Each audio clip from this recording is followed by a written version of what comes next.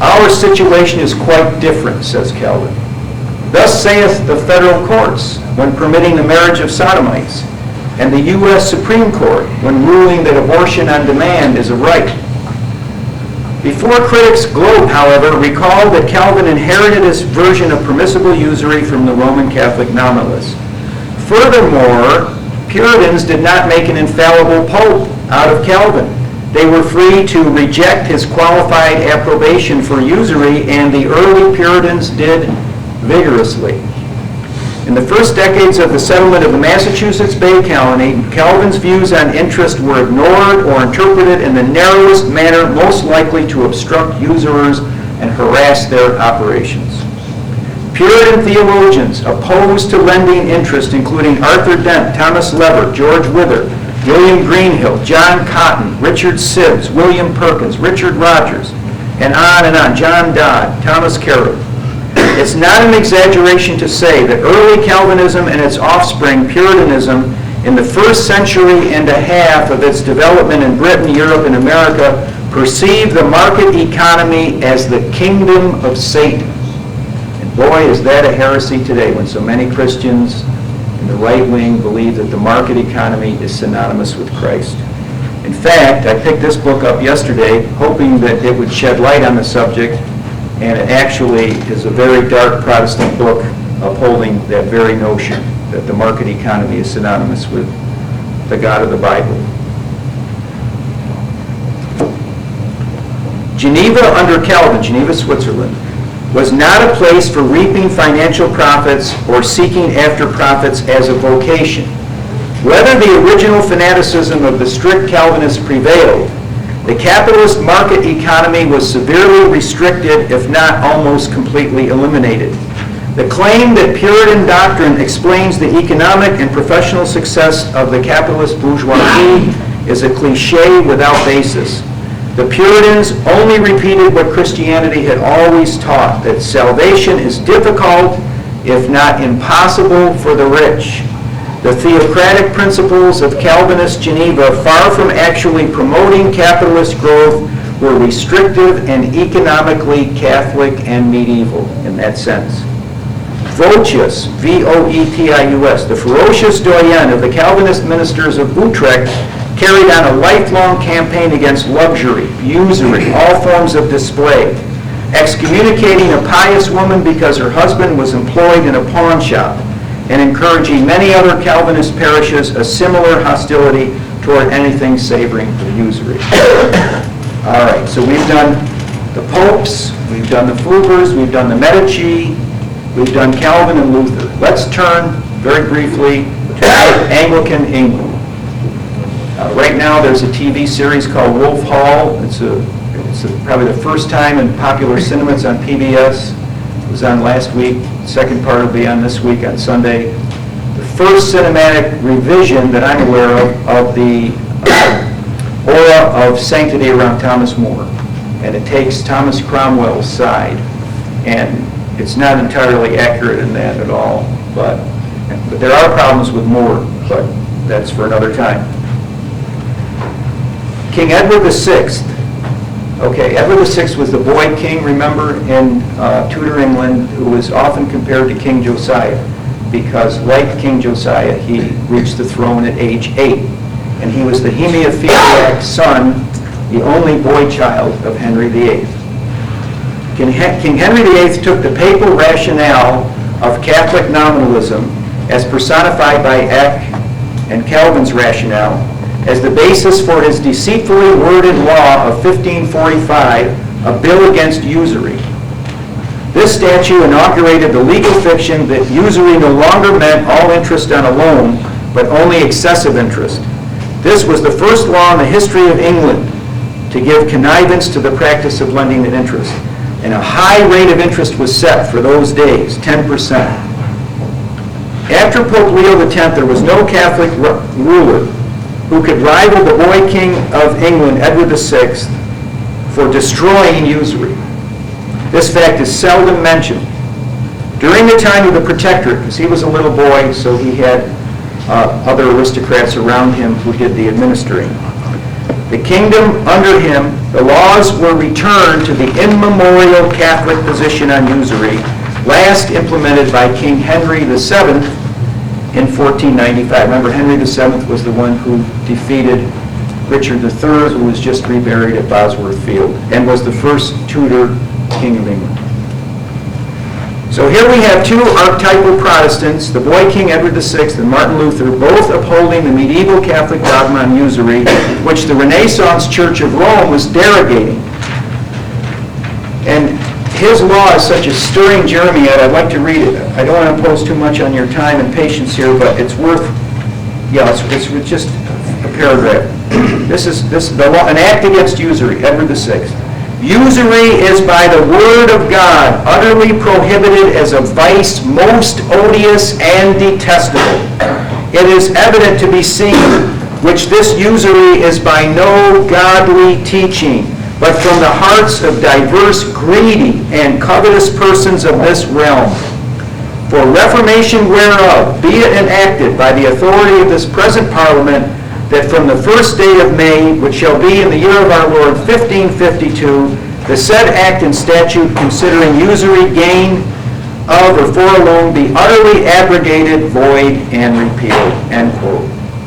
The Protestant supporters of Edward VI, who were both Anglicans and Puritans, termed usury praeter naturam, unnatural, idem ac hominum occidere, equivalent to manslaughter, proxima homicidi, next to homicide, and malum in se, wrong in itself. Protestants like Latimer, Lever, Crowley had no mercy for the moneylender. The doctrine of Edward VI, with its emphasis on the need of controlling the operations of merchants and financiers, reflected the conventional Christian mistrust of the money power. Where is that in the so-called Christian right today? If they don't have a mistrust of the money power, are they Christian or are they merely right-wing? Remember, as I've often said, right-wing and left-wing are artificial contracts. They're products of the 1789 seating arrangement of the French National Assembly. God didn't birth us as right or left. And the Bible has right-wing aspects to it and left-wing aspects to it. The Protestant clergy were demanding that usurers should be punished, as in the past, by canon law. The gentry had no intention of undertaking a crusade to protect the money bags and financiers who would squeeze them. And the peasants, King Edward VI Act of 1552 as to usury banned all interest. And it was under pain of imprisonment and fine, in addition to the forfeiture of the principal and interest.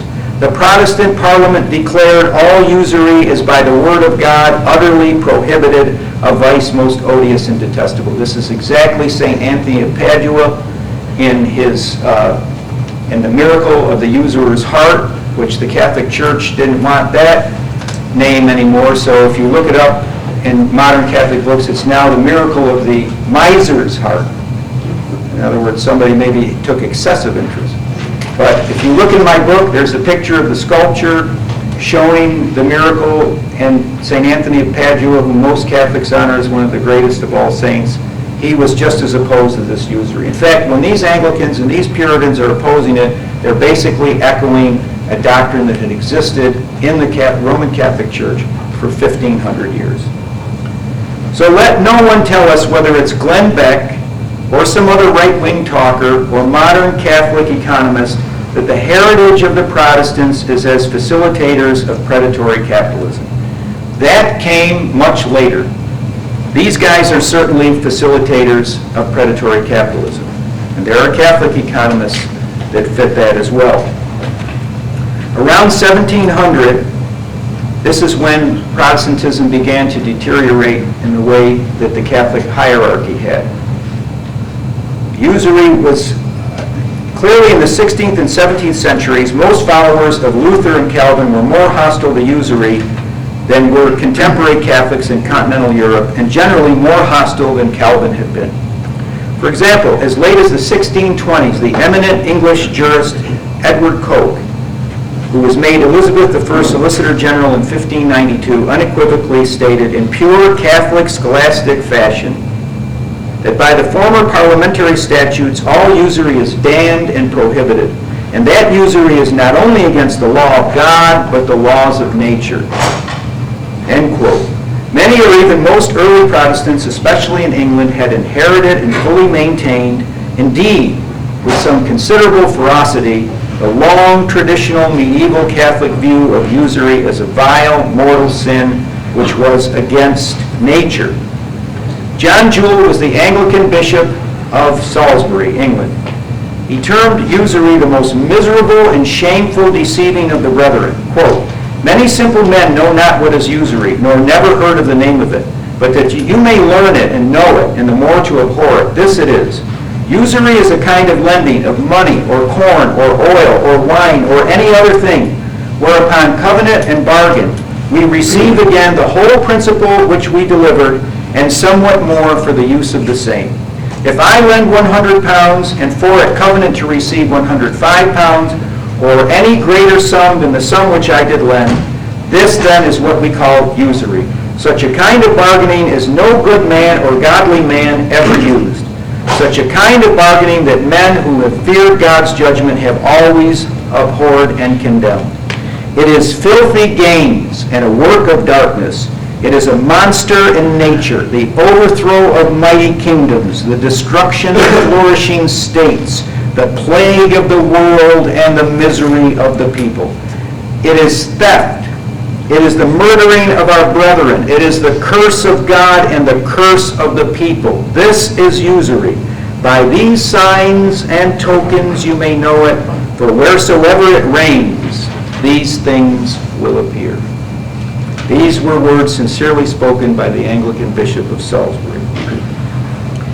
The 1917 Code of Canon Law of the Church of Rome, promulgated by Pope Benedict XV, May 19, 1918, declared, quote, "In the loan of a fungible thing, it is not itself illicit to reap a legal profit." End quote. The 1983 Code of Canon Law, promulgated by Pope John Paul II in Canons 1297 and 1305, repeats the permission for usury granted in the 1917 Code and exceeds it by requiring clerics in charge of church funds to invest them profitably at interest. The Renaissance Church of Rome established a charade of anti-usury, while it was incrementally extending ever greater latitude to usurers, knowing well that once the money power was unleashed, it would eventually rule the church. Parish priests and laity were kept in the dark and pacified by thunderous bulls and encyclicals anathematizing Judaism, Freemasonry, and avarice. Well, denounce the kings of the deals all you want, but if you permit them to control the money supply of the church, then they are the rulers of the church. The post-Renaissance papal anathemas and the enforced ignorance of the pay, pray, and obey sheeple notwithstanding. The founding of the Vatican Bank in the 1940s by Pope Pius XII did not just arise out of thin air. As with the nullification in Judaism of the Old Testament law by Talmudic modification, the papal loophole for profiting from loans of money under the name extrinsic titles and similar escape clauses contributed significantly to the erosion and overthrow of the Church's dogma on usury. Anglican Bishop John Jewel defined usury thus: "There is never usury without loss to the borrower," end quote. In all cases where a borrower repays a loan on time and in full, any charge of any kind besides the return of the principal represents a profit to the lender and a loss to the borrower and constitutes usury. The rabbinic-style loopholes around the immutable old Catholic dogma of what constitutes usury are the extrinsic titles which, under this and other deceptive euphemisms, in most cases lead to a profit on a loan at the expense of the borrower. And I want to conclude by reminding you of three truths. The love of money is the root of evil.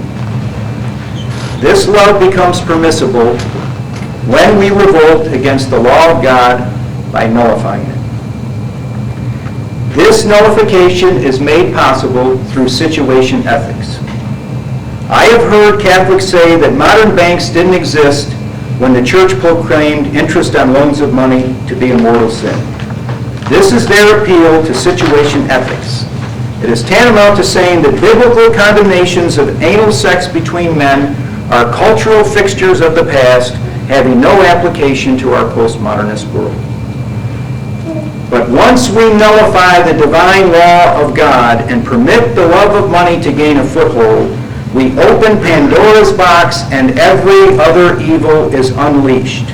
The nullification of the divine law is symbolic of man playing God. It is by this means that we kill babies in their mother's womb. No human being has the right to abort a child planted in the womb of the mother by the Creator. It is egotism and diabolic pride which permits it. No human being has the right to genetically modify food, and I'm not referring here to hybridization. I'm referring to a foreign substance that never in nature could be incorporated into a plant, but is forced into it by the scientist playing God. All of these evils are weaponized by situation ethics and are derived from disobedience to the law of God. You can spend the rest of your life fighting symptoms, as most people do nowadays, or you can get to the radix, to the root of all this evil, and that is the power of money. The power that attributes wealth to sterility, which Dante decried in his divine comedy, The Inferno. In our society, the most money is not in the hands of where it should be. It's not in the hands of the manufacturers, the explorers, the inventors, the farmers, the mechanics, and the builders. It is in the hands of the manipulators of numbers and the parasites who live off the sterile dead hand of money, having money breed money. The following is from a full-page advertisement which Monsanto Corporation placed in national magazines in 1980, and I quote, "All foods, even natural ones, are made up of chemicals, but natural foods don't have to list their ingredients, so it's often assumed they're chemical-free.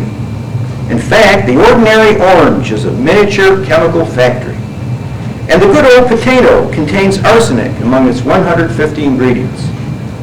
This doesn't mean that natural foods are dangerous. If they were, they wouldn't be on the market. The same is true of man-made foods. All man-made foods are tested for safety, and they often provide more nutrition at lower cost than natural foods. They even use many of the same chemical ingredients. So you see, there really isn't much difference between foods made by Mother Nature and those made by man. What's artificial is the line drawn between them." End quote from Monsanto Corporation. Monsanto Corporation is advising us that the food created by man playing God can be nutritionally better for us than the food which God put on this earth for us. And oh yes, it's cheaper too. It's cheaper as long as you have your cancer, heart disease, and diabetes hospital insurance fully paid. This was the mentality of Monsanto in the 1980s, which led to the 21st century practice of genetically modified organisms, and continues to lead us down 1,000 different paths toward hell on earth, by means of man usurping the powers that belong to God alone. Monsanto breeds crops in a laboratory. This is not health. Usury causes money to breed money. This is not wealth. Almost all of our problems can be traced to this counterfeit. Thank you very much.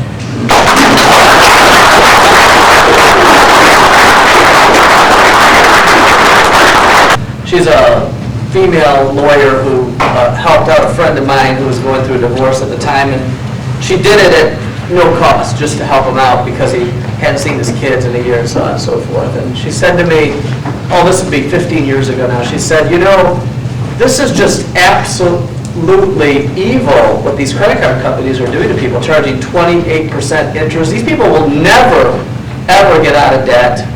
They're just going to make that minimum payment forever. They're going to die, and then the debt will be written off. And I'll never forget that because, I've got, as you saw, I still have a roll of, libertarian books on my shelf, and, buyer beware and all this kind of stuff. But, people are weak. People find themselves in situations, and then if there's somebody around that practices situational ethics, they'll take advantage of people. They'll charge them 28% interest. They'll sell them pornography. They'll maintain houses of ill repute.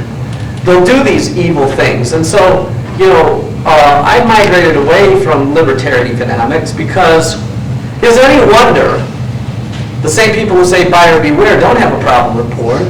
They don't have a problem with the legalization of prostitution. These are people with the same mindset, the libertarians, the Ayn Rands, and the other freaks of, those are genetically modified people, by the way. Okay. So there's something wrong with them. They don't think right. No, I don't believe in situational ethics. I wasn't taught situational ethics by my dad, and I told you mentioned our daughters and so on, and I told my wife not to tell any of our children that there really is not a firing squad on retainer. Don't tell them that till after they're married. So, anyway, we got the question and answer session coming up right now, but before we get to it, I just want to, say, these books are very unique that you've written here. You're not going to find these books at Barnes & Noble.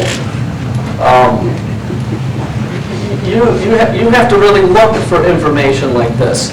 You don't have to agree with every last thing in the book. This is scholarly work. It's footnoted, and it's up to you to challenge it. It's up to you to refute it if you want to do or want. Medici's and the Fuggers get the money in the first place to lend to Rome.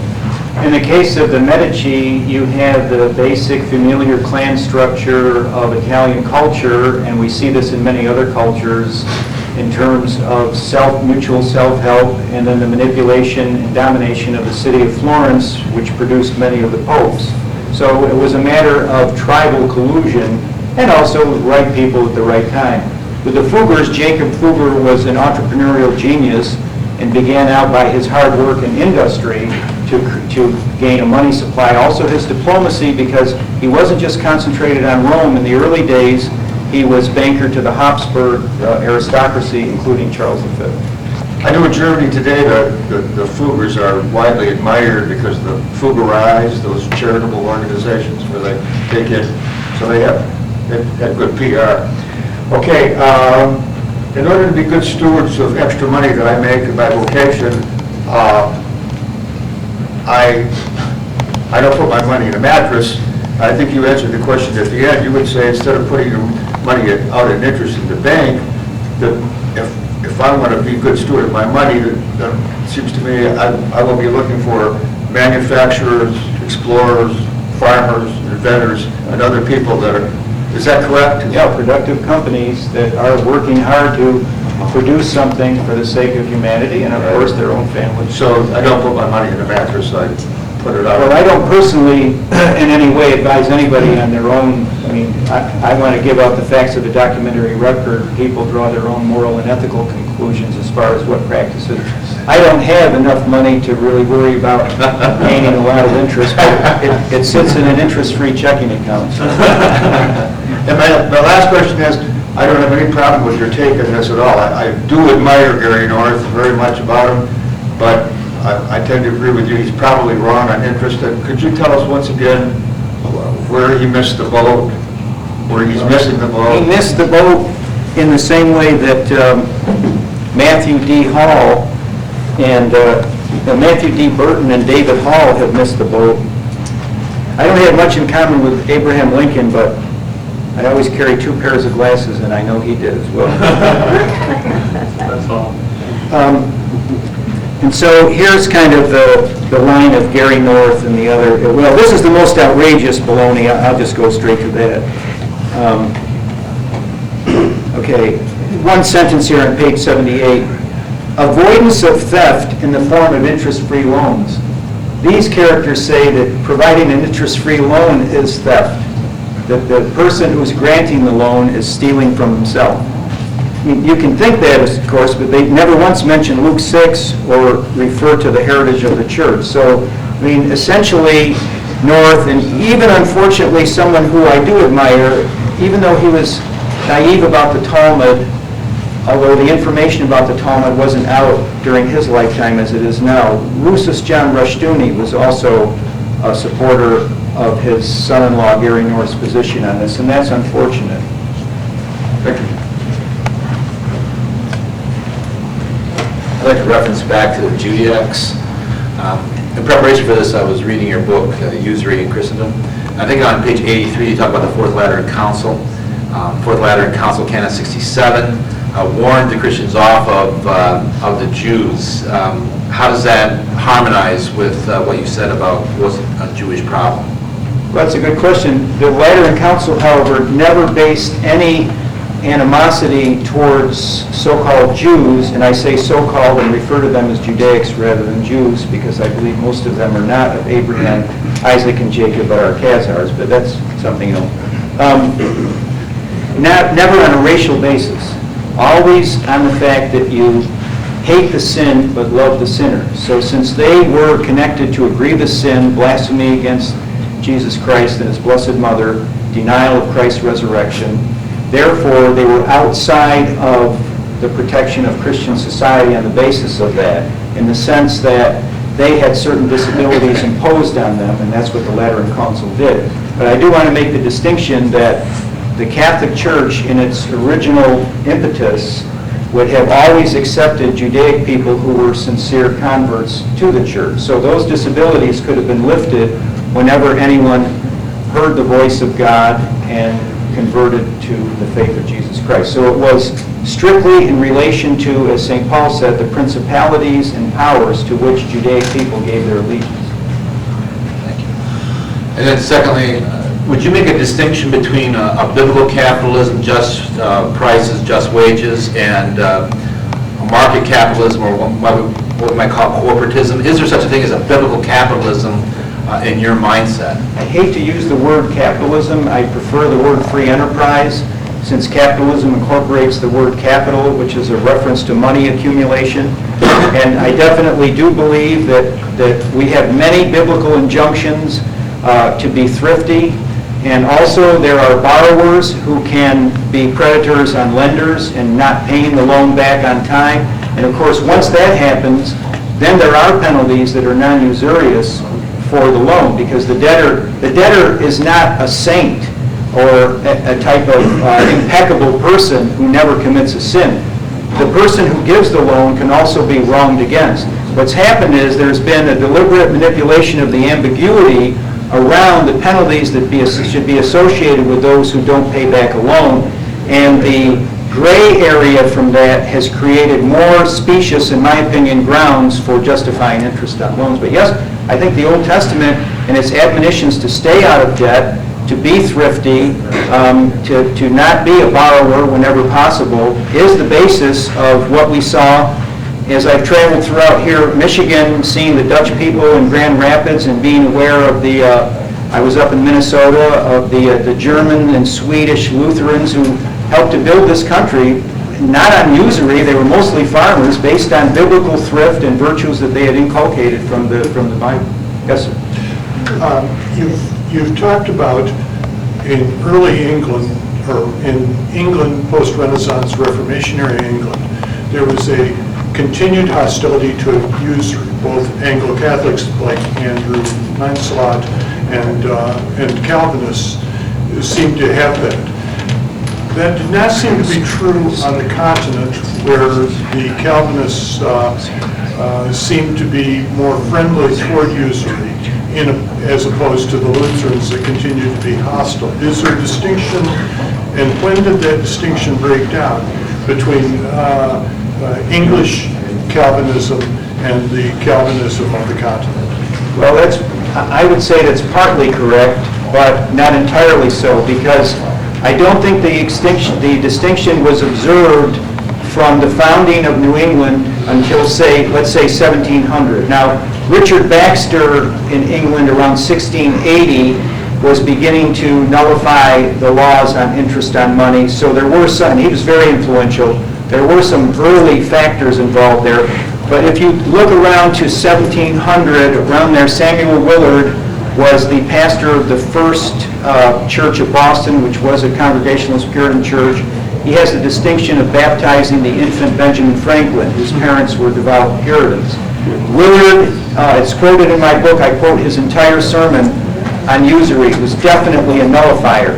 But when you look to the original founding of Plymouth, and that's again in my book, John Cotton and Governor Winthrop were basically, even though of course they were Protestants, reflecting Catholic medieval thinking, and they had really given a hard time to financiers. But they are hated in American history as much as some of the early Catholic heroes are hated in the I said American history, I'm sorry, I mean American media. There's going to be a movie coming out pretty soon based on the Salem witchcraft trials, and it's going to be a very highly caricatured film which shows the Puritans as these mindless bigots who want to burn the women and so forth. The true history of the Salem witch trials has seldom been told. Mary Beth Norton tells it in her book on the subject. I did a study of it, and just parenthetically, briefly, the children who were traumatized as a result of being victims of Indian attack. And many of the girls who falsely testified about witches had seen the massacre of their parents. They were out of their minds. The Indians were on the warpath. These were small Puritan communities, 100, 200 people in a village. If 300 or 400 Indian warriors amassed, they would all die. The children would be taken into slavery, which included sexual slavery and all types of demeaning practices. And so from that, they went down to Salem. Also, one of the Salem judges afterwards repented and confessed what he did. So there were noble aspects of that, but that was really an anomaly. I would much rather be living in New England under the anti-usury laws, under the fact that there were no prisons. Imagine this prison industry that we have today that's a school for crime and sodomy. And under the laws of the Bible, the only people who are imprisoned are battle captives and those awaiting trial. All punishments were not related to prison. And so there were some remarkable applications of Mosaic law to modern times. Did they do it perfectly? No. Did it degrade in time? Yes, because eternal vigilance is the price of liberty, and they weren't eternally vigilant. But I ask you to study the original New England under the governor, and especially John Cotton, and you will see that they fought a very noble struggle. And we could revive that today. And that is the roots of America. Congregationalism fundamentally established many of the principles which the Founding Fathers were guided by, in spite of the fact that Freemasonry was the hippie movement of the 18th century, and we could talk about that in the ways that, some of that occluded a fundamental truth. Three quick questions. The first one is the House of Fugar, is that right? I've heard before that they were Jewish, so I was just wondering if you could give me resources where I could look to see what their history was. Well, let me ask you, what's your resource for saying they were? My father, mostly. I've done too much research, but my father has done a little bit. He may be right. I mean, I have taken the word of the historians that I consulted who have said that they were definitely Catholic Gentiles, but on the other hand, how many of us can trace our genealogy back 300 or 400 or 500 years? Some of us may be Khazars unawares, but to the best of my knowledge from the extant historical record, they were called Roman Catholic. I do want to advise, and I'm not indicting your father in this way, there is a tendency in our movement to believe that, and I think it's also sown by the cryptocracy, to believe the idea that if somebody is evil, purely evil, then he has to be genetically Judaic. Yeah, and I agree with that. I agree with that. That's something that's out there. And if the Gentiles fall into it, well, it was an accident, the poor guy was seduced and everything else. And when you read the great prophets of the Old Testament, Isaiah, Jeremiah, they weren't disrespecting the Assyrians and the Babylonians. They were hammering Israel for their weaknesses and their failures. And so in the cryptocracy, a con man is always going to be the guy that gets up and flatters you. He's got something to sell. And so many people in our movement flatter us, and I don't see a whole lot of grounds for flattering 21st century Gentiles. and going after the Judaics. And so I just caution people to be careful of that line of inquiry. But your dad may be right, and if he can provide you with a source, I'd appreciate having access. Okay. And the other question I have is inflation. Is that not a form of usury, and how would you deal with it because you can't escape it? Daniel? Run that by me again, quick. Inflation, is that not a form of usury? And since we can't escape with that, how would you deal with it? Usury is perhaps the biggest cause of inflation. What happens is our federal government borrows. We have a national debt of about over 17 trillion today, and it continues to rise. Why is that? And James over there knows the reason. It's very simple. Bankers create money out of nothing, but our Treasury Department issues bonds so they can get that money. Well, obviously, they have to pay back more money with the interest than the actual bond amount that was issued. So the debt is continually increasing. There's a big hockey graph of that. And it's very simple. They have a scam going. Yeah. So basically, you're saying the way to get rid of inflation is to get rid of it, the usury. And that's the reason for it. It's the usury. Well, they create the money out of nothing. Why do they have to charge usury for it? Yeah. The third question that I have is liability and stock, or the whole idea of that seems to me to fall into usury as well, because it's the whole idea that you can give out money in return, you can get money in return for nothing. What was that again? Like the stock market and that, because you're not actually investing, you're putting in money, but you're getting a lot, it's like limited liability. I'm guessing it's limited liability, the same thing. But as long as there is some risk, and as long as it's in a productive company, and as long as your return is based on whether the company fails or doesn't fail, it doesn't qualify. Otherwise, we're getting such a restricted aperture on economics that we're not really then able to engage in free enterprise. All right, thank you. I read the book that you spoke of earlier by S.C. Mooney. It's the first time I'd ever read a book about usury. And it really was like mind-blowing. It was, I'd never heard anything in 30 years ago in a church, in many different kinds of churches, never even heard it talked about. And, but it challenged me too. Like, for instance, I own a home right now. For the past couple of years, I have had a good friend living with me, and he's been paying me rent. Well, S.C. Mooney says that rent is a form of usury. That would be my first question. I would disagree with him because you are not selling money. You're not renting out money. You are renting out a tangible good. And so it isn't based on your manipulation of numbers or something sterile. You have to maintain that home. You have to provide him with heat. And even if he pays for it, you're the one who fixes the furnace.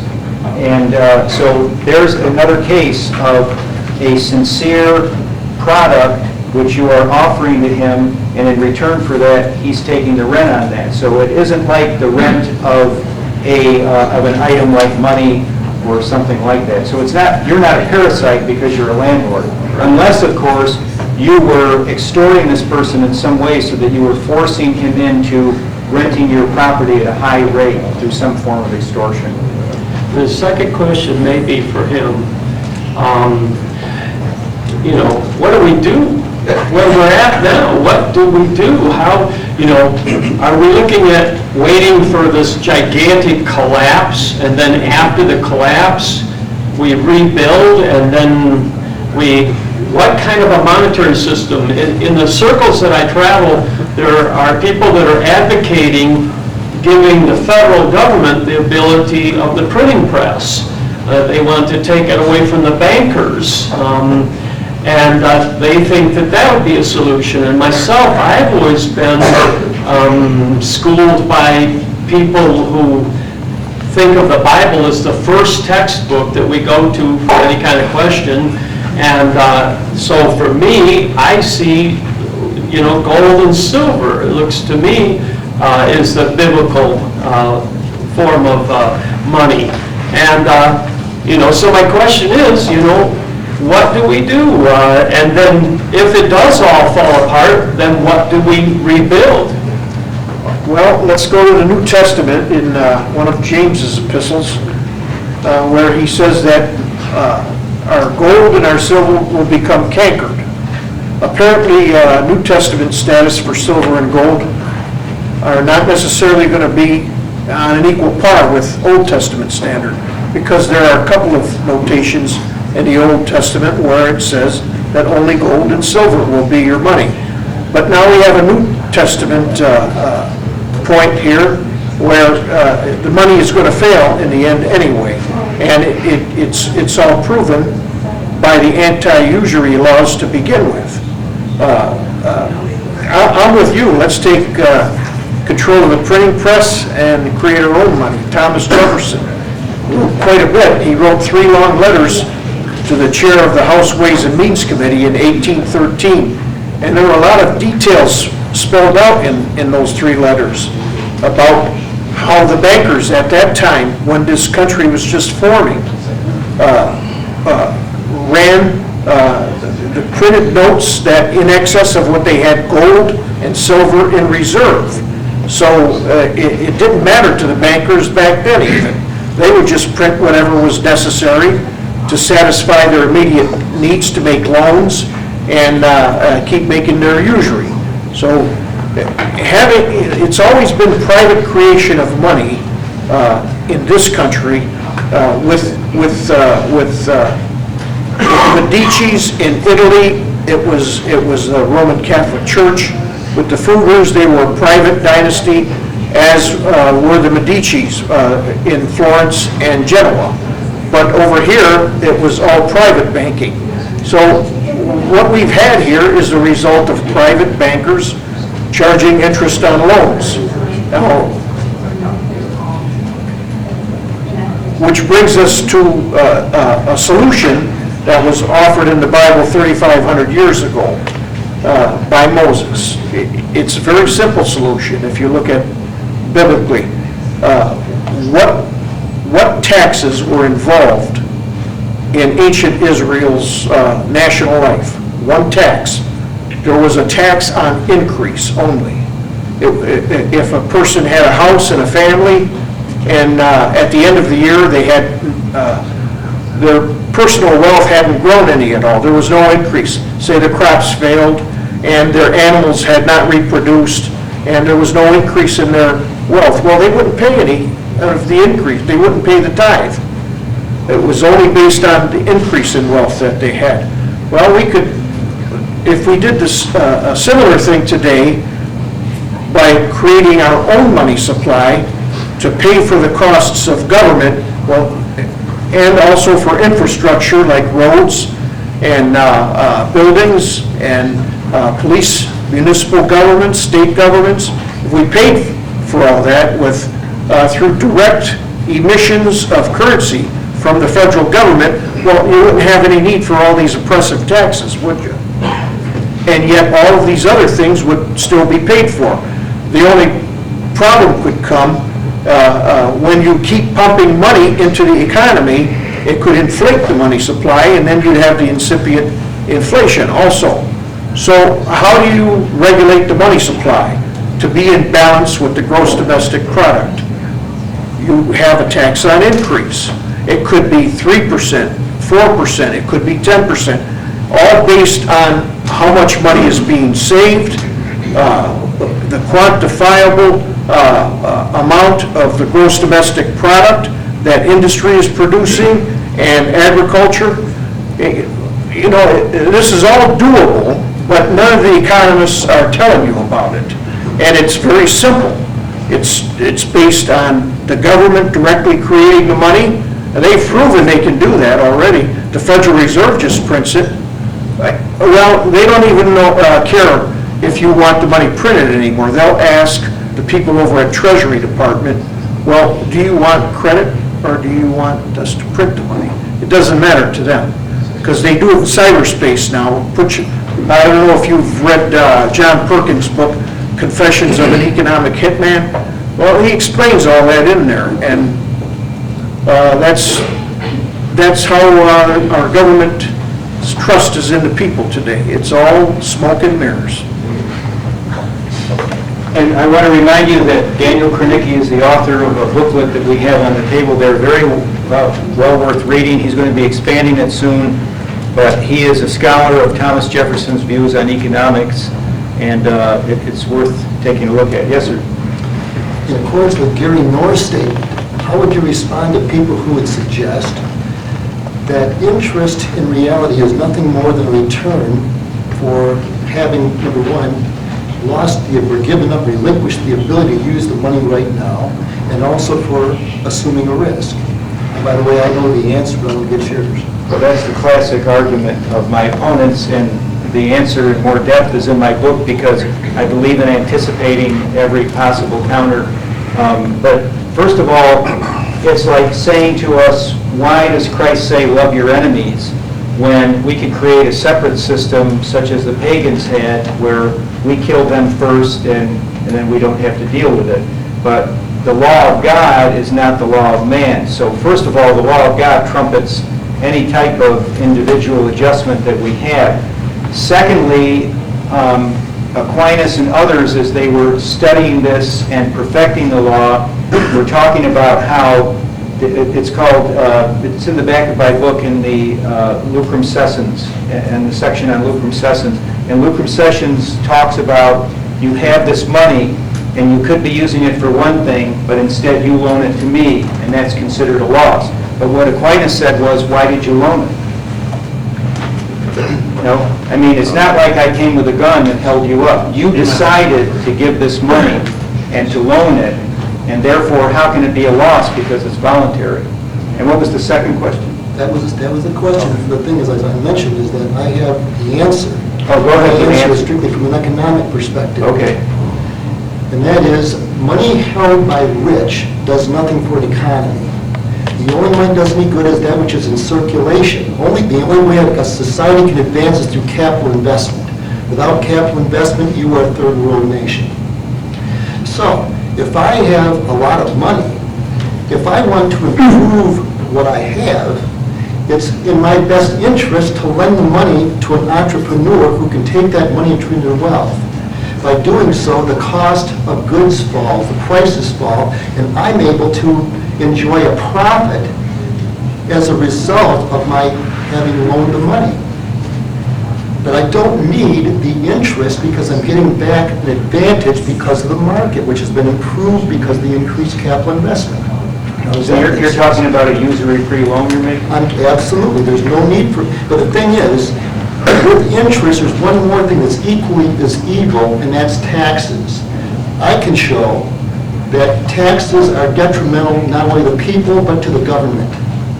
Absolutely detrimental, and if we had gotten rid of them, along with the system he suggested, where the Treasury spent the money in the economy in equal amounts equal to the retail value of new production, that number one, we would have immediate full employment, there'd be no more deficits, and the prosperity would be beyond levels you could even imagine possible. Thank you, sir. Are you running for president? If I came up like that, I wouldn't last any longer than John Kennedy. My motto just says, get rid of the Federal Reserve, Treasury should be money, have the banks no longer be able to create money out of thin air, and eliminate all tax, the national, state, and local, including property tax and all hidden taxes. As a summary, over 10 years, the government could pay off the national debt, fund 123 trillion unfunded liabilities, totally rebuild the nation's infrastructure, increase the value of the dollar at a rate of 5% a year, and in order to avoid depression from deflation, the Treasury had to give every man, woman, child no less than $700,000 over 10 years. And my model says only people working and tell you get the money with their lives don't even work. But that's the system that we have is based by bankers. It was created, John Maynard Keynes. His models was good for the bankers and progressive politicians. Whereas this model is for the people. It's based on biblical economics. Simple as that.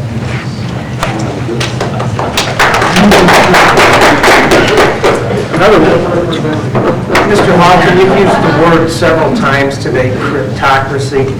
For those, and I don't know all of it, obviously, but for those that might not be that familiar with it, can you give us an overview of who they are and what they do? It comes from Walter Bauer's book, Operation Mind Control, a classic in its day. His ex-wife actually lives in Coeur d'Alene, and I met her recently, very interesting lady. He was connected with the billionaire Mellon family, but he was a good fellow. I think he actually just married this woman out of love. It's hard to believe as that may be. But the cryptocracy, obviously from the root of the word, means a group that is built around secrecy and the maintenance of secrecy. Because I don't like to refer to it as the Masons, as the Kabbalists, as the Judaics, as the Republicans, as the Democrats, because I think all of those have a capacity for distortion. And human nature by itself, since the fall, everything is distorted. And none of us is, except where we're quoting Scripture or inspired by the Holy Spirit, is 100% accurate what we're saying. So my goal as a historian is always trying to pick what the French call les mots justes. I hope I pronounced that correctly. We have a French teacher here. And so with the cryptocracy, obviously they have maintained their power through money and then through secrecy. But one of the things that I've been concerned with for many, many years is what my mentor, James Shelby Downard, called the cryonic process of the cryptocracy, and he called it the freezing and thawing of information. So that I used to be a reporter for the Associated Press in New York.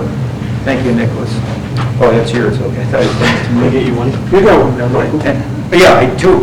And I was covering as a reporter the Son of Sam murders, and in New York. And David Berkowitz maybe did one or two of them. There's no way that he did all of the 6 or 7 murders involved. There's a huge cult behind it. And Newsweek came out 2 or 3 days after Berkowitz was arrested, case closed, you know, and the cops declared case closed. Well, if you've been a cop or you've been a reporter who's on the police beat, you know that every investigation really begins in earnest the day the perpetrator is apprehended. And it's not closed, because he may not be the perpetrator, and what about accomplices? Same thing with Ted Kaczynski. I was on the scene for that in Lincoln, Montana. Case closed as soon as he was arrested. Well, he was part of an environmental network, and the FBI wasn't looking for accomplices. Why is that? Maybe they knew he didn't have any accomplices, because maybe he knew he wasn't responsible for most of the things that were attributed to him. So you see with Son of Sam originally, David Berkowitz is the Son of Sam. A dog gave him his orders, and he went out on this killing spree. These cartoon images. Then years later, Maury Terry, who it turns out was a schoolmate of David Berkowitz's, releases a book that's about 60% fact about the cult behind it. He fudges a lot of the other facts, but 60% offering evidence, and it's published by a major company, not self-published, not an Amazon title, tens of thousands. So what are they doing? They're telling us after the fact. They're freezing the information at first, and they're thawing it out, because it's a process of mind control that leaves us in awe of the aura of invincibility that they want to establish. And they are establishing it in our day because of this tremendous defeatism that people are experiencing now. Where I live in North Idaho, we're really burdened with survivalism. People are obsessed with stockpiling guns and water and all those types of things. And of course, it's very good to be prepared for disaster. You know, like the Boy Scouts say, be prepared. But I mean, I can't see making a lifetime career out of stocking food and ammunition and things like that. And otherwise, they just write off the system. Well, then they have fulfilled the desires of the cryptocracy. So there's something known in medieval manuscripts, and of course in the Scripture, nothing will be hidden that shall not be revealed, but it's called the making manifest of all that is hidden, or the revelation of the method.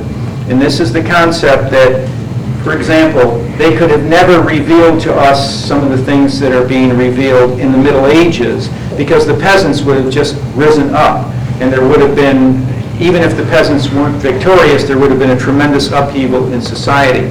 But now they can reveal to us some of the things that have been done to us, because we've been sufficiently processed so that we're immobilized, paralyzed by the information. Instead of acting on it, we become more in awe of this thrill machine that they put out there. And instead of saying, I'm going to try and find out who did kill Kennedy, or if they're all dead, I'm going to try to find those who covered it up and continue to participate in the cover-up. Instead, it's like, wow, here's the Kennedy conspiracy. It wasn't just one rifleman and one very talented rifle bullet, but it was a whole plethora of people who were involved in this. No, we're amazed. We watch the Zapruder film, and then they get us into this machinery of what I call giving Frankenstein's monster a jolt, because it's almost like we're already on the autopsy table, and the only way we can be animated is by another tremendous thrill, and the thrills have to be ever more increasing and accelerating in their intensity, and then we're animated a little bit by this thrill or that thrill, or this conspiracy or that conspiracy, and then we tend to sag into our own demoralization and cynicism. Certainly with the Kennedy assassination, ever since I was a child, as a little boy when he was assassinated, it struck me to the heart. I've had an opportunity to be part of the Kennedy conspiracy investigation. On the 50th anniversary, we did a 20-page magazine on it. And using the resources that are available, I thought it was very, very clear that it was a conspiracy. And I think most American people are aware of that, even intuitively, that people like Martin Luther King and Bobby Kennedy and Jack Kennedy, and there are others, Arthur Bremer, who shot George Wallace, that this is the hand of the cryptocracy operating. So it used to be a power based on money and secrecy. It's still a power based on money, but it continues now to play this shadow game of revealing its face and then covering it up in certain instances. So that even in the Boston Marathon case, there's so many anomalies that an ordinary American citizen who realizes that defendant's lawyers are paid by the federal government, and all they ever do in the case of Kaczynski, in the case of this guy in Boston, is tell him to plead guilty. And meanwhile, they take the defendant and they put him in sensory deprivation. When Kaczynski was being sentenced, the judge didn't ask him, have you been on psychotropic drugs for the last week or the last month? He asked him, have you been on those drugs for the last 24 hours? Well, if you've been on psychotropic drugs for most of your incarceration, or even a month of it, they're still going to be in your bloodstream, they're still going to be affecting you more than 24 hours. So that's an indication of how this system is working. And so the cryptocracy, but I'm not going to give it that name of masonry, because if you look, hold on just a second, if you look at masonry in the 18th century, people say, well, the American system, it turns out it's a Masonic conspiracy and it's all no good. And America from its beginning, its roots were terrible because it was Masonic. Well, first of all, it wasn't wholly Masonic. One of the things the Masons do, they're like the Soviet encyclopedia. You know, the Soviets used to claim credit for every invention. And the Freemasons claim credit for every founding father, and that's not true. Freemasonry in those early days, in the 1700s, was equivalent to the hippie movement, roughly, of the 1960s and 70s, where kids were tired of the hypocrisy of their parents, go to church on Sunday, go to work on Monday and steal, go to church on Sunday and pray, and the hippie movement came about as a result of it. It ended up being perverted and degraded and leading to all kinds of evils. With Freemasonry, Freemasonry was born out of its advertising slogan that we are not going to involve you in the wars of religion. American people, those who sailed across that difficult ocean journey to come here, were horrified and scandalized by the wars of religion, where Protestants and Catholics had slaughtered each other's men, women, babies, and children. And Freemasonry said, we are an alternative to priestcraft, and we are an alternative to wars of religion. Even people like, well, Jefferson was never a Freemason, but even people like George Washington, others, were seduced by this. Even though, if you take a look at what Freemasonry really is, which is Kabbalah for Gentiles, and you see the titles that they have, Grand Hierophant, all these other vainglorious titles, it is a priestcraft, only it has enough cunning not to call itself a priestcraft. So originally, as these sort of hippie-type people got into Freemasonry, thought it was relief from wars of religion and religious fanaticism and clericalism. Later on, they distanced themselves from it. And in Jefferson's library and in Jefferson's letters to John Adams, we know that he was anti-Kabbalah, anti-Talmud, and he was disgusted by the uses to which Freemasonry had been put. So I'm not going to call it Masonic, even though it has used Masonry, and certainly Masonry was a key part of it. But I don't want to brand it in that way because I feel that my job is as a disenchanter. I believe that when people say, I would love to be enchanted, and you get these songs about, oh, I want to be enchanted, what you're really saying is you want to be fooled, you want to be deceived. And that's the inherent nature of the material world is deception. It's inherently deceptive. And what I want to come along is disenchant people. And that's often not a very popular vocation. Because more often than not, people want to be disabused of one falsehood, and then they seem to be gratified by addiction to another falsehood. And I don't want to be part of that. I want to take the ground out from underneath that. And I think being very precise in language, as I started out my talk about Orwellian newspeak, and eschewing that, and also being careful on the terms we use. I think that the Bible says, in the beginning was the Word, and it emphasizes how powerful and important the Word is. And people sometimes are concerned about the names they give their children because their characteristics can be formed around that. It's very important that we study and think about the words we use and the definitions that we're engaged in, and we're not seduced by someone else's linguistic manipulation. For example, why are illegal aliens undocumented workers? How did that term arise? Who imposed it on the lexicon of the debate?